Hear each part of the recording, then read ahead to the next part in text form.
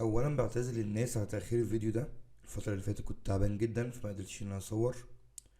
النهارده ان شاء الله هنشرح الوحده التانية، وقريب بما ان نظام الامتحان ومواصفات الامتحانات نزلت هعمل لكم فيديو في شكل الامتحان. Unit 2 Transportation and Digital Trade، النقل والتجارة الرقمية. هنبدأ بالكلمات. Cargo Cargo Goods carried by ship, plane, truck or train، هي بضائع التي يتم نقلها عن طريق السفن والطائرات والشاحنات والقطارات. Container Container A large box used to transport goods on ships and trucks، هو صندوق كبير يستخدم لنقل البضائع عن طريق السفن والشاحنات. Invoice A document listing goods sent and the money owed، هي وثيقة عليها تحتوي على قائمة بالبضائع والفلوس المستحقة. Shipment شحنة. A load of goods transported together، هي كمية من البضائع تنقل معا. Delivery The act of bringing goods to a customer، التوصيل هو عملية إيصال البضائع إلى العميل. Courier مندوب الشحن أو شركة الشحن.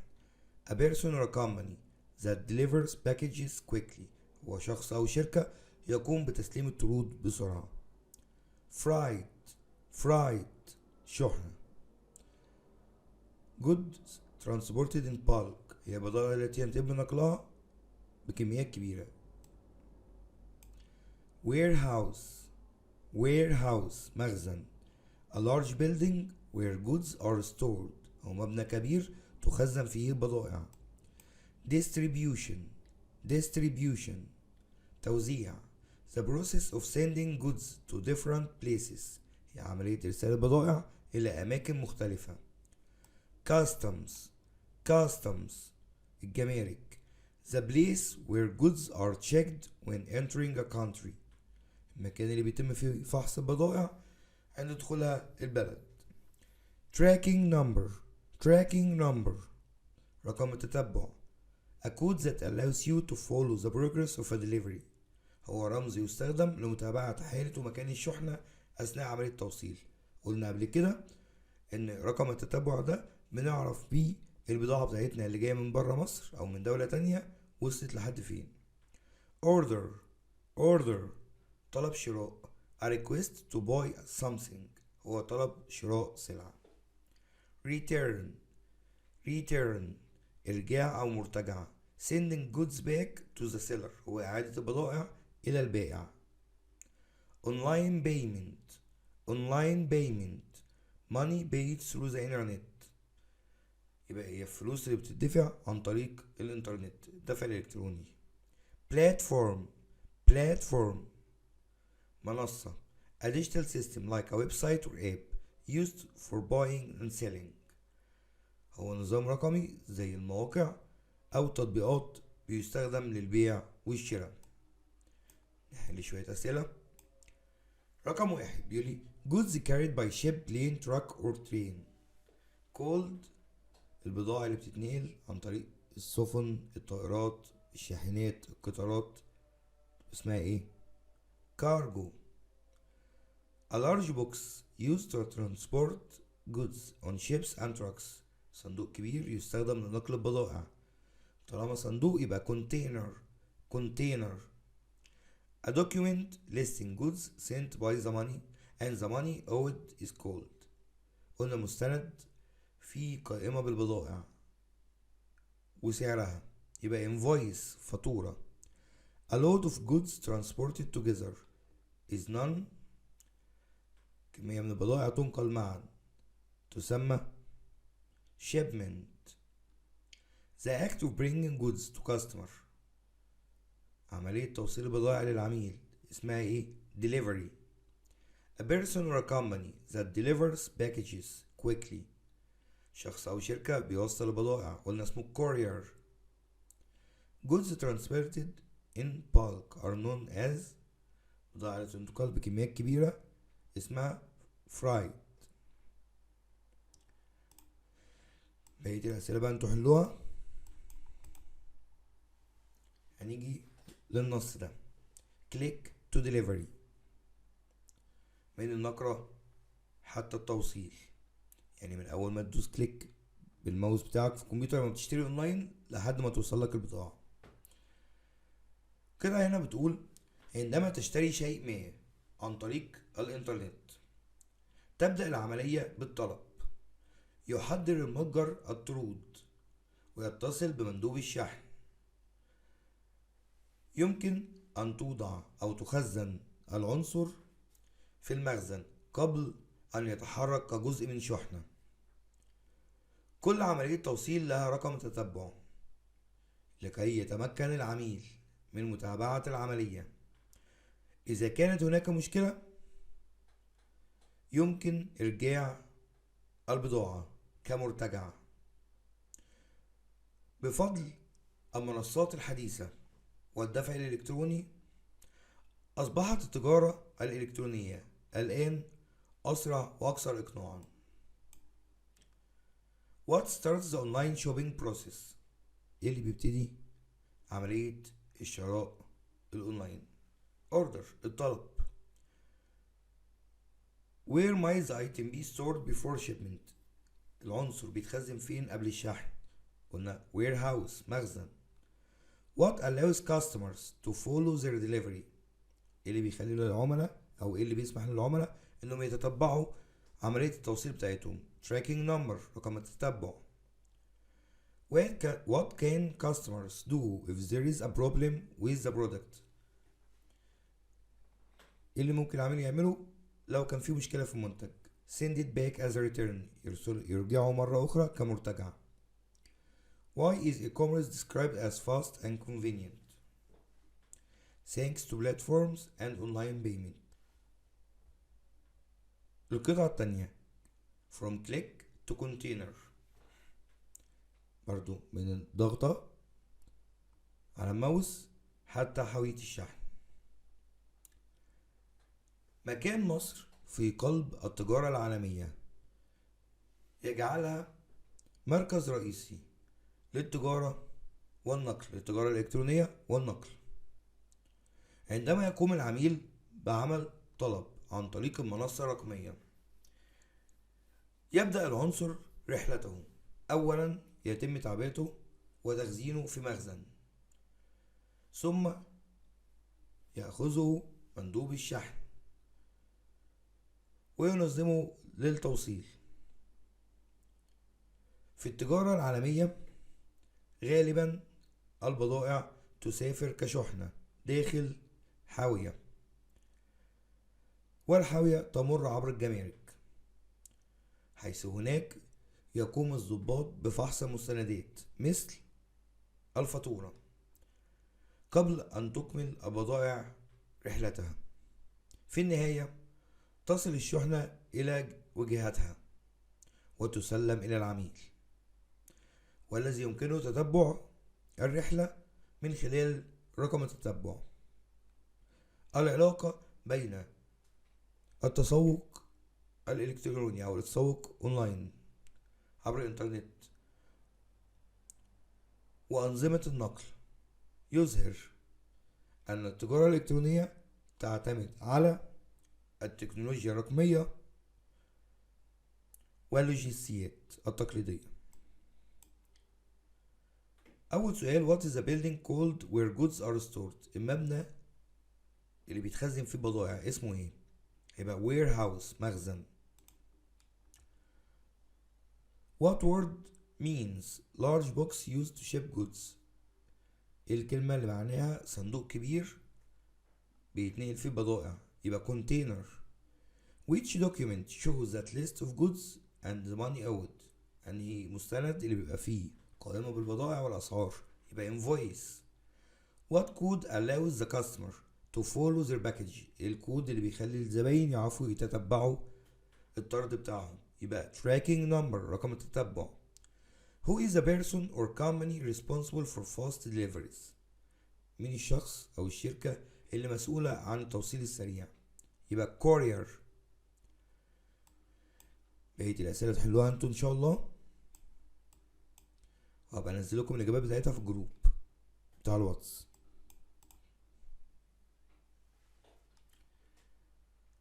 عندنا دلوقتي تكوين السؤال.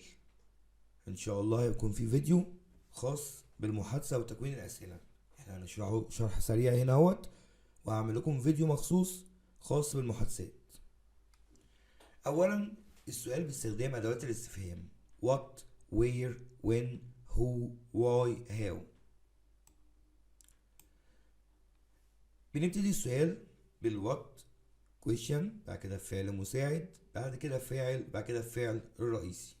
فهنا قلنا where do you want the cargo delivered، بدأنا السؤال where، بعد كده جه do فعل مساعد، بعد كده you الفاعل، بعد كده الفعل الرئيسي، وبنكمل الجملة.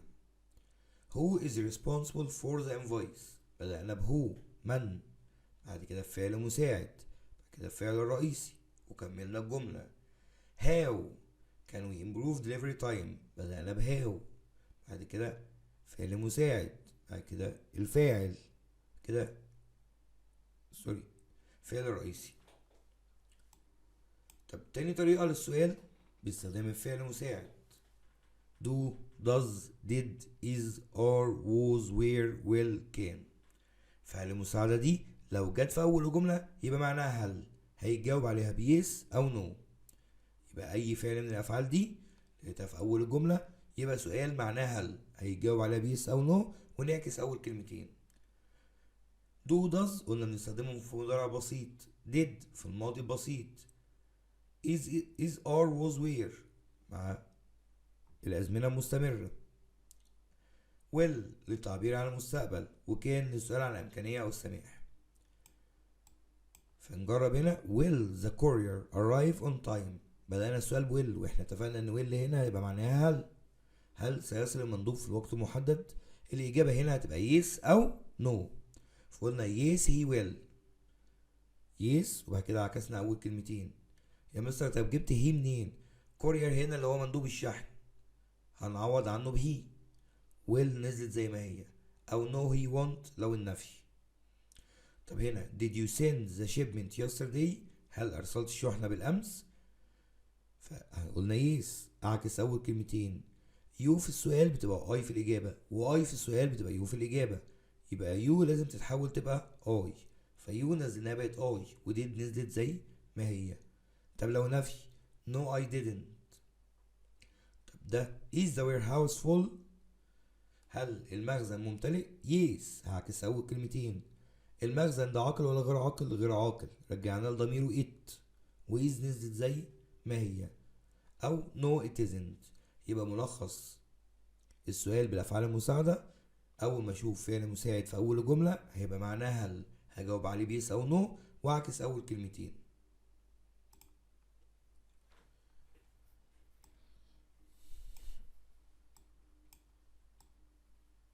عندنا بعد كده المحادثة. أول محادثة at the delivery office، في مكتب التسليم أو في مكتب التوصيل. محادثة ما بين كاستمر وإيجنت، ما بين زبون وعميل.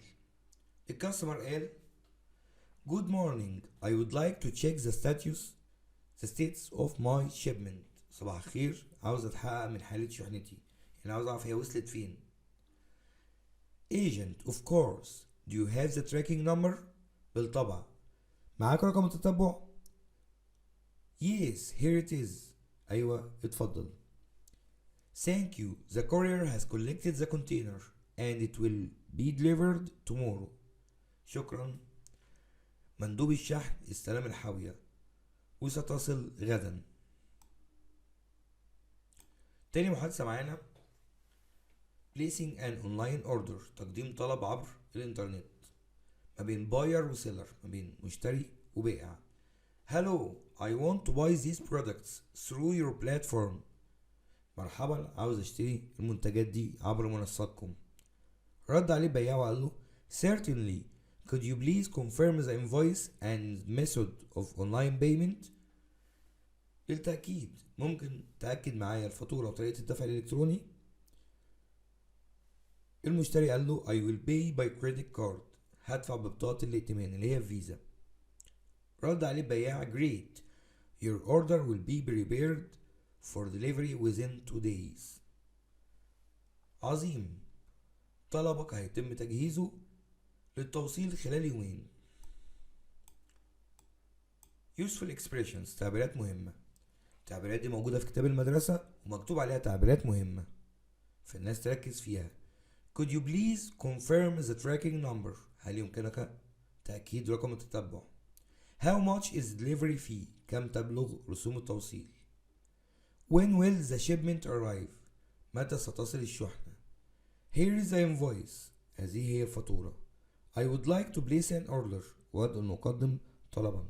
ونركز أوي هنا إن to نفتكرها دايما بيجي بعدها فعل في المصدر، وإن place an order بتيجي على بعضها يقوم بعمل طلبية، ودايما كانت بتيجي في الامتحان place وأنا أكتب an order أو بيجي an order وأنا بكتب place. can I return this product؟ هل يمكنني إرجاع هذا المنتج؟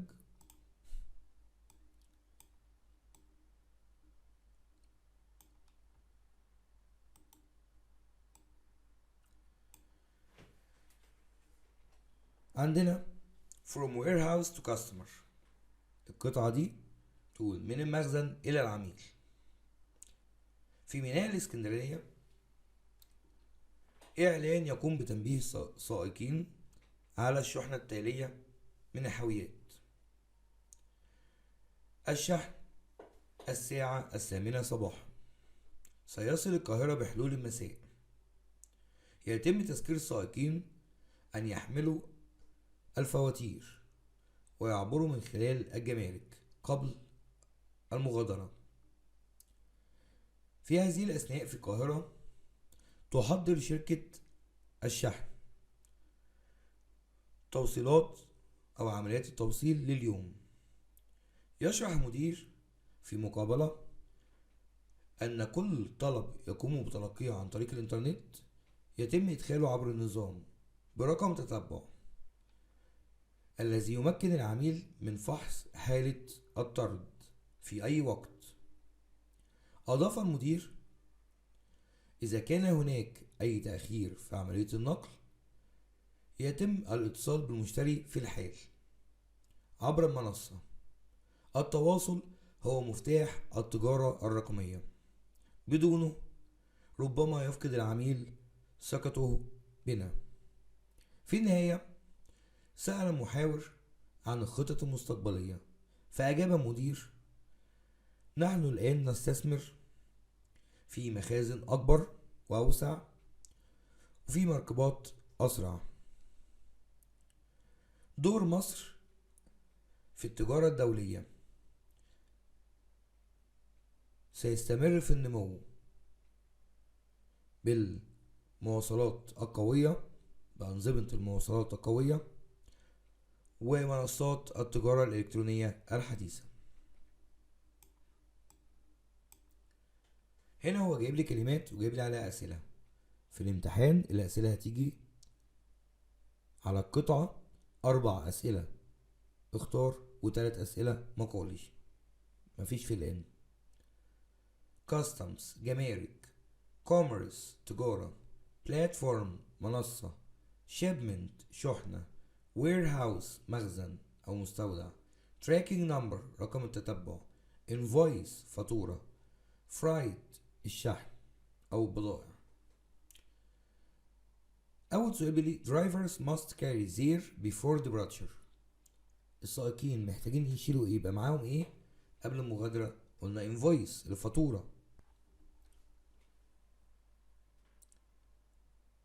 The note is scheduled to leave at 8 AM، اللي الجدول ان هو يغادر الساعة 8. shipment الشحنة. goods leaving the port are also called، طب البضائع اللي بتغادر الميناء ليها اسم تاني؟ ايوه freight. customers can follow packages with a، الزباين ممكن يتابعوا الطرق بتاعتهم عن طريق tracking number رقم التتبع. every order is recorded through a digital platform، يعني كل طلب يتم تسجيله عن طريق المنصة. larger note will be built for future storage، قال لك larger warehouse، مخازن أكبر. officers at not must check documents، الضباط فين بيفحصوا مستندات في الكاستمز في جمارك. Egypt's rule in international note is growing. دور مصر في ايه الدولية؟ في التجارة الدولية، يبقى international commerce. الأسئلة دي برضو انتوا هتحلوها واجب.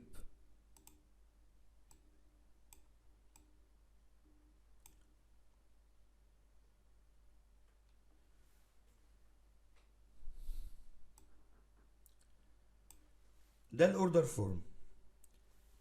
احنا السنة دي ان شاء الله، انا شرحت اوردر قبل كده، شرحت فورم سوري قبل كده اهوت لما قلت كاستم ديكلاريشن فورم، استمارة اقرار جمركي. ان شاء الله هعمل لكم جدول فيه كل انواع الاستمارات المقررة علينا السنة دي عشان نحفظ كلماتها ونقدر نحلها. سؤال الاستمارة من اسهل الاسئلة، وان شاء الله هو اللي جاي السنة دي في الامتحان. فانا هعمل لكم جدول موجود فيه الكلمات المهمة كلها وازاي نطلع اجابتها من السؤال. لو الناس مش فاكرة هي ايه الاستمارة بيديني قطعة صغيرة فيها بيانات شخص وبيانات العملية وبنعملها. لما خدنا في الوحدة الأولى خدنا استمارة الإقرار الجمركي، أو بيبقى موجود فيها بيانات عن بضاعة، أو استمارة المطار بيبقى موجود فيها بيانات عن الرحلة، وهنا استمارة بتاع الطلب. فيبقى أنا هعملها لكم كلها في جدول واحد الناس تعرف تذاكرها، لأن أنا هعمل فيديو خاص بالسؤال الخامس. السؤال الخامس في النظام ده زي النظام القديم بالظبط، هيبقى ميمو أو فاكس أو لتر أو فورم استمارة. هعمل فيديو فيه السؤال الخامس على بعضه ان شاء الله، هشرحه دلوقتي في السريع لحد ما انزل لكم الفيديو. في الاوردر فورم البيانات اللي بتبقى موجوده نيم الاسم، فانا هبص في القطعه فوق هطلع الاسم. برودكت اوردرد المنتج المطلوب، هبص على المنتج اللي طالبه انا فوق في القطعه او اللي موجود في القطعه واكتبه، على سبيل المثال لابتوب.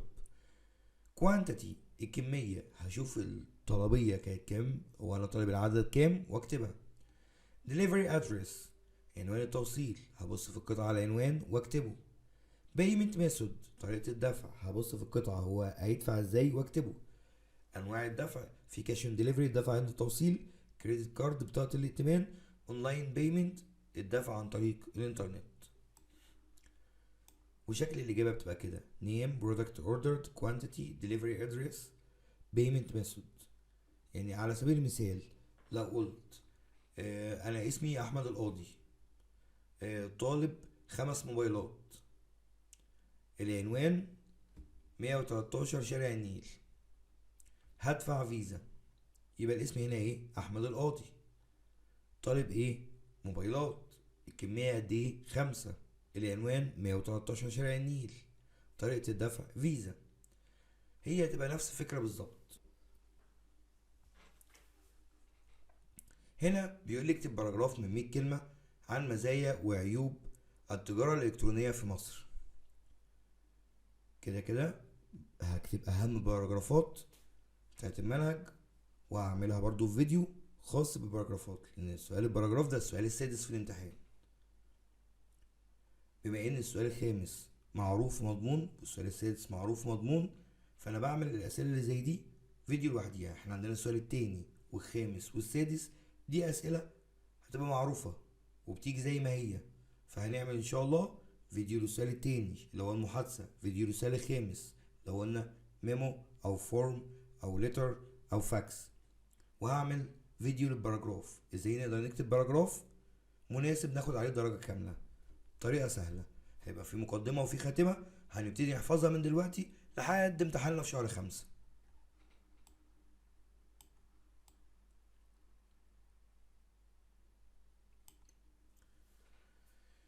دي محادثات خاصة بمواقف، هنحفظ الكلمات اللي فيها عشان مفيدة هتفيدنا.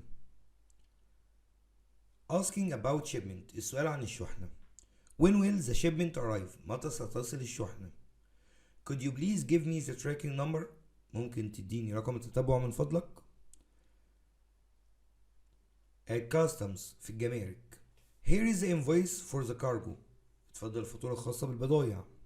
Do I need to declare this item؟ هل احتاج تصريح لهذا المنتج؟ احنا خدنا التصريح الجمركي في الوحدة الأولى. Placing an order online، تقديم طلب شراء عبر الإنترنت. I would like to place an order for، أود أن أقدم طلب شراء لأجل. Can I pay by credit card؟ هل يمكنني الدفع ببطاقة الائتمان؟ Where is my package now؟ أين الطرد الآن؟ Has the courier collected it yet؟ هل استلم المندوب الطرد بالفعل؟ Could you please confirm the delivery address؟ هل يمكنك أن تؤكد لي عنوان التوصيل؟ Is the payment complete؟ هل تم الدفع؟ We apologize for the delay، نعتذر عن التأخير.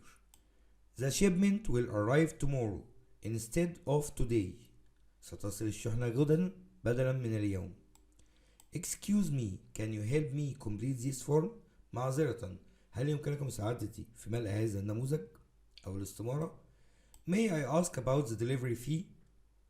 ممكن أسأل عن رسوم التوصيل؟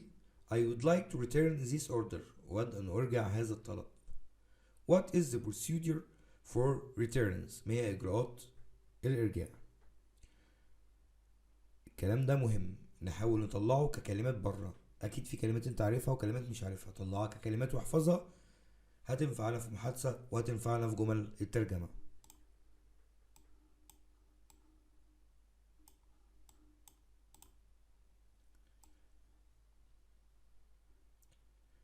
دلوقتي هناخد زمن الماضي البسيط.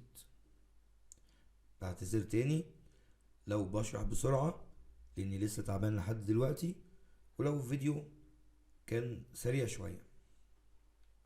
زمن الماضي البسيط، هو ايه زمن الماضي البسيط؟ زمن الماضي البسيط اللي بنستخدمه عشان نحكي عن حاجة حصلت وخلصت في الماضي. طب مثال، I visited my friend yesterday، زرت صديقي بالأمس. هنا الجملة كتبت yesterday أمس، كلمة دالة على الماضي. أنا visited زرت، هنا فعل آخره دي. طب هي القاعدة بتتكون من ايه يا مستر؟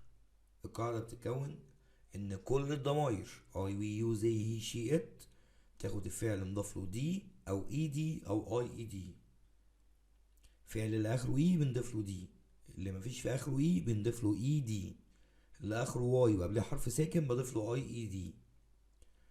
في الاخر الفعل بيكون اخره دي. طب نشوف امثله. play played، watch watched، work worked. طب هنا جو بقت went، ايه ده يا مستر؟ احنا مش قلنا ان فعل بنحط له دي او اي دي او اي اي دي؟ ليه جو بقت went؟ هقول لك عشان دي الافعال الشاذة او الافعال الغير منتظمة. طب يا مستر هي ليه شاذة ولا غير منتظمة؟ هقول لك ان هما بيعملوا الافعال لقوا ان في افعال لو حطيت لها النهايات العادية اللي هي دي او اي دي او اي اي دي معناها يتغير او نطقها يبقى صعب. زي ايه يا مستر؟ يعني مثلا كلمة سي هنا في الماضي قلنا سو. طب ليه؟ سي يعني يرى، في الطبيعة اخرها ايه احط لها دي هتبقى سيد، هيبقى معناها بذرة. ايه ده يا مستر؟ معنى الجملة معنى الكلمة اختلف خالص والجملة كده هتبوظ. قالك خلاص كل الافعال اللي معناها هيتغير او نطقها هيبقى صعب او نطقها هيبقى مشابه لفعل تاني هنعمل لها تصريفات شاذة. فجو بقت went، eat بقت ate، see بقت so. زمن الماضي البسيط من اسهل الازمنة، بس لازم نحفظ الافعال الغير منتظمة. هعمل لكم فيديو 5 دقايق فيه الافعال الغير منتظمة، وبرده في الفيديو ده هقولهم. طب ايه الكلمات الدالة على الزمن ده؟ احنا اتفقنا ان كل الازمنة لازم يبقى ليها كلمات دالة لما اشوفها اعرف ان ده الزمن. طب ايه اللي هيعرفني ان ده زمن الماضي البسيط؟ yesterday امس، last week، last month، last year، ago، in وتاريخ قديم. لما اشوف كلمة من الكلمات دي يبقى ده ماضي بسيط، يبقى انا عاوز الفعل اخره دي ما عدا الافعال الغير منتظمة. she visited Paris last year، هي زارت باريس السنة اللي فاتت. last year كلمة دالة اهي، فخدنا فعل اخره دي. طب يا مستر في النفي بستخدم didn't، في النفي بستخدم didn't. They didn't watch TV yesterday. هما لم يشاهدوا التلفاز امبارح. هي yesterday وهي didn't لفت بيها. يا مستر واتش هنا ما فيهاش دي ليه؟ احنا مش اتفقنا ان مع yesterday الماضي الفعل بيبقى اخره دي؟ هقول لك عشان didn't خدت زمن الماضي، و didn't هيجي بعدها فعل في المصدر، يبقى الجملة لما تكون منفية ب didn't هيجي بعدها فعل في المصدر بدون اي اضافات.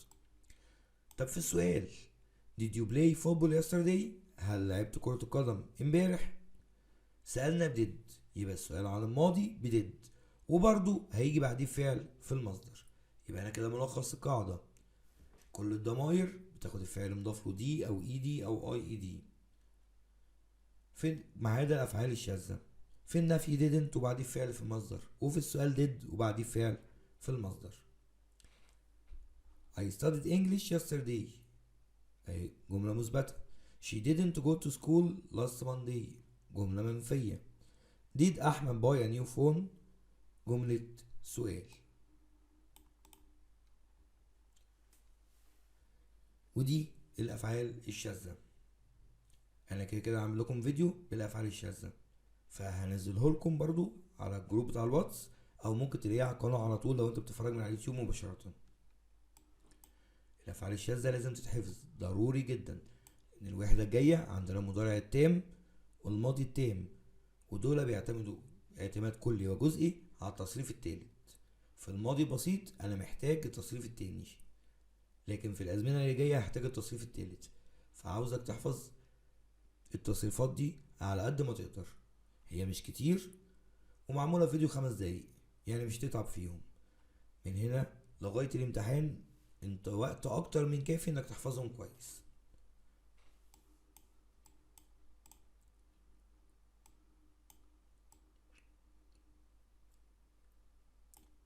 نحل شويه اسئله.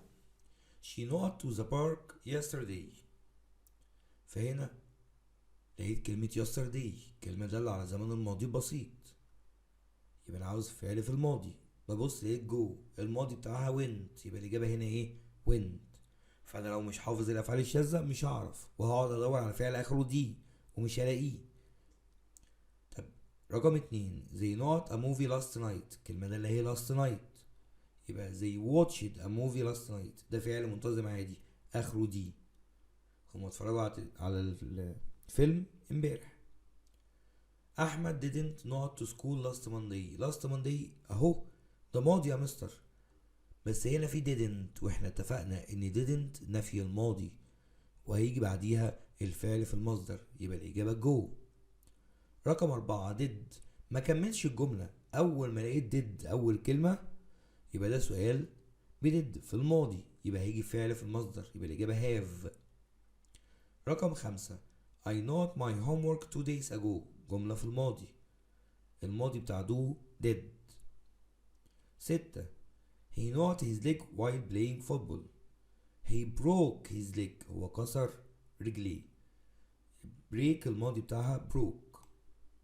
7 we not pizza for dinner last night اهو الكلمة ده اللي على الماضي، eat الماضي بتاعها ate يبقى الإجابة ate we ate pizza for dinner last night. 8 she didn't ما كملش جملة، مش في didn't يبقى أنا عاوز الفعل في المصدر watch. 9 بدأت بدid يبقى ما كملش الجملة، يبقى أنا عاوز الفعل في المصدر live. 10 I not a new book last week ماضي، buy الماضي بتاعها bought يبقى الإجابة bought. يبقى أنا بكرر أهو لازم نحفظ الأفعال الغير منتظمة عشان نقدر نجاوب صح. My father not his car last Sunday ماضي، washed ده فعل منتظم آخره دي عادي washed ده غسل.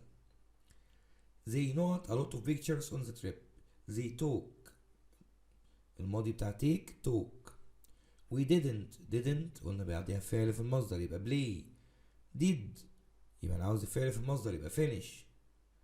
The baby cried all night الطفل عيط طول الليل، يبقى cried فعل منتظم آخره دي.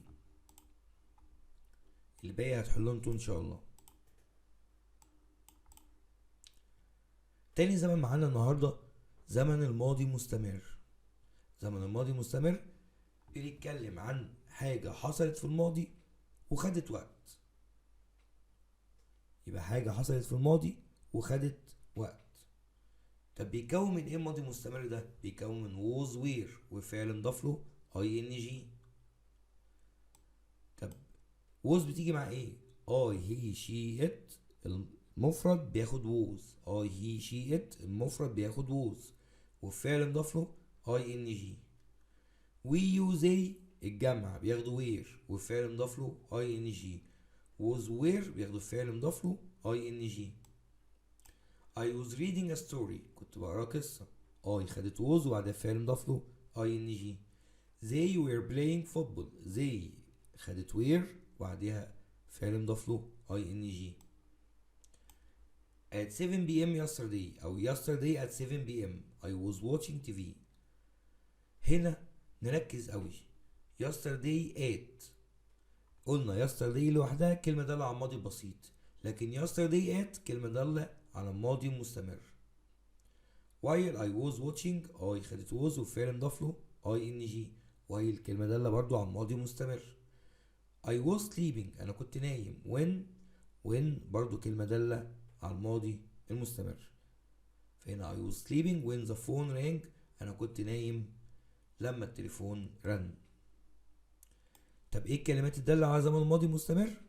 while when yesterday at. نركز yesterday at اهي مش yesterday بس yesterday at لانها بتحدد الوقت اللي حصل فيه امبارح.